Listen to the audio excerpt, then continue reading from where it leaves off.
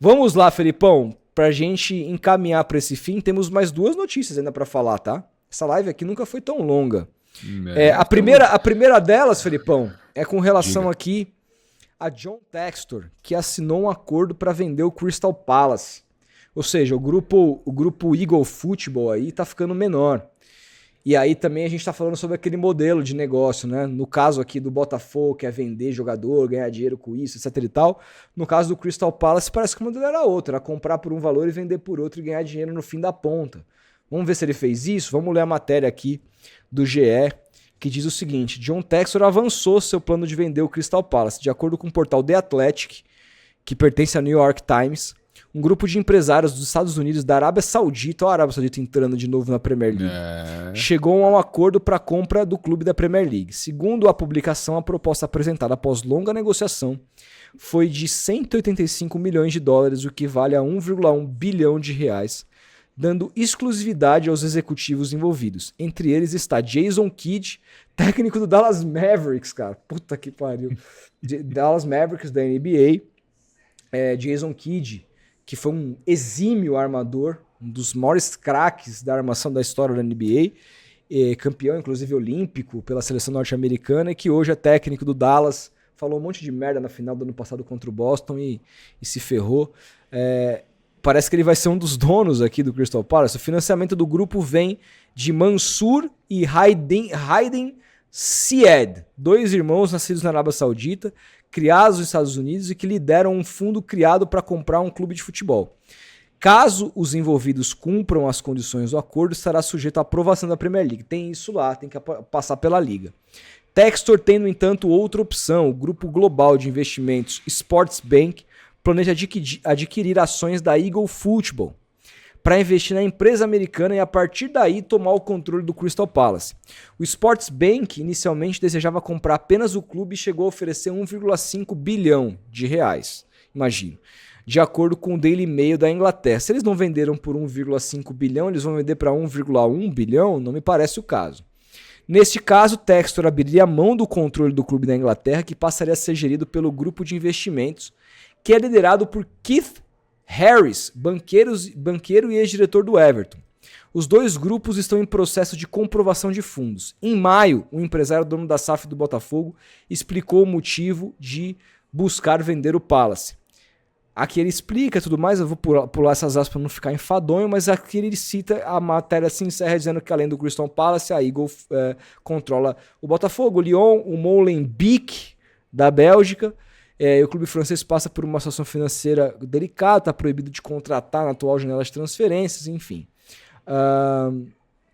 Além da busca pela venda do Crystal Palace, o Eagle anunciou em outubro um plano de recapitalização que visa levantar 1,1 bilhão de reais, ou melhor, de dólares, 6,3 bilhões de reais, como parte do processo para entrar na Bolsa de Valores de Nova York no primeiro trimestre de 2025. A pergunta que eu te faço aqui porque meio que foda-se o Crystal Palace pra gente, se o Textor vai vender ou não. O ponto é o quanto isso aqui impacta no Botafogo. O quanto isso aqui impacta pra gente tentar decifrar o modelo de negócio do Textor. Você acha que corre-se o risco do Textor daqui a pouquinho resolver vender o Botafogo, e essa notícia sinaliza que isso pode ser um caminho pro magnata americano, Felipe? Cara, é um risco. É um risco. Cara, a gente acabou de falar há pouco aqui na live que SAF é feita para dar lucro. SAF é isso, cara. Sobretudo esse modelo da SAF do Botafogo. Ainda mais por conta desse grupo que o Textor tem, e as transações que são feitas entre os clubes, jogadores que saem do Botafogo vão pro Lyon, que vêm do Lyon vão pro Botafogo. Eu, se fosse botafoguense, ficaria muito preocupado, assim, porque o Textor tem todo esse problema financeiro que tá passando o Lyon, toda essa questão financeira que passou o Palace, ainda não respingou no Botafogo, que pelo contrário, vem de um ano muito bom, do melhor ano talvez da sua história, vencendo o Brasileirão depois de muitos anos, e vencendo a inédita Libertadores da América. Então, e outra, vendo um 2025 ainda sem perspectiva, afinal de contas o Botafogo não tem treinador, acabou de tomar não do Jardine, que preferiu ficar no América do México, que hoje talvez seja maior do que o Botafogo, maior no sentido atual de títulos, de relevância. Os caras são tricampeões mexicanos, com o Jardine tendo um time menos rico do que Pachuca, do que Tigres, do que Chivas, enfim, de outros times muito fortes, Cruz Azul, por exemplo, que investe muito. O América tem menos grana do que esses times, mas tem muita torcida, é um dos maiores times do México. E o Jardine preferiu ficar lá. E assim, qual é o futuro do Botafogo?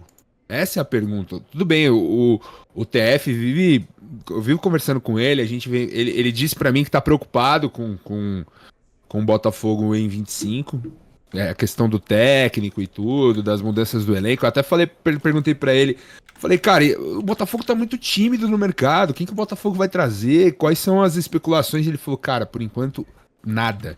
Por enquanto, uma sondagem no Bitelo, uma sondagem em outro jogador, mas o foco é o treinador, o foco é saber o que o Textor vai fazer, enfim.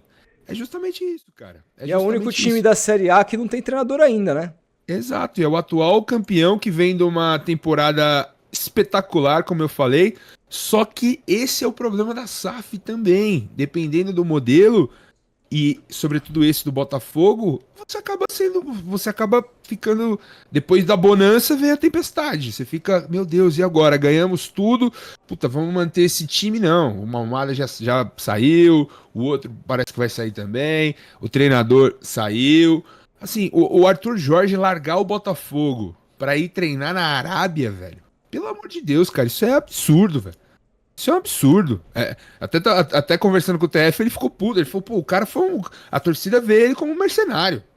Que ele poderia ficar, ele poderia amarrar um contrato melhor, ele poderia ficar e ganhar de novo, como o Abel fez, por exemplo, no Palmeiras, e aí sim costurar um acordo melhor. Porque o Abel foi ter o contrato que ele tem hoje no Palmeiras depois de 2 anos, depois de ganhar os títulos, depois de provar que ele era bom. E o Arthur Jorge, na primeira oportunidade, pendurou o Botafogo, colocou a corda no pescoço e foi embora ganhar seu dinheiro. Então, assim, não há expectativa pro Botafogo nessa temporada. Não se sabe se o Luiz Henrique vai ficar. Enfim, vai ter que remontar um time, talvez. Vai ter que recontratar jogadores importantes que cheguem, um treinador que consiga dar um resultado rápido, como foi o Arthur Jorge, como não foi o Bruno Lage em 23, como não foi o Thiago Nunes, o próprio Lúcio Flávio, enfim, técnicos que passaram por lá. O Botafogo não conseguiu, ainda na gestão Textor, manter um trabalho, manter uma espinha de time. Sempre há mudanças, então é um modelo que me causa muita espécie, assim, eu fico olhando, pô, os caras tiveram um ano espetacular em 24, vai ser mantido para 25? Não sei, não sabemos como será, e a sinalização que a gente tem de como o Textor gere os outros clubes dele, sobretudo na Europa, na minha opinião, não são boas, cara. Tava até conversando com o TF, eu falei, pô, mas e lá na França, cara, como é que é? O Textor tem bala o suficiente pra, sei lá, o Lyon voltar a ser campeão francês, trazer os melhores jogadores? Ele falou, cara, não. Lá na Europa o Textor é pobre, assim, comparado aos outros times. Comparado aos outros times, ele é pobre. Aqui no Brasil, pela nossa moeda e tudo, o cara consegue se sobressair porque é um bilionário. Mas, assim, na Europa ele é pobre.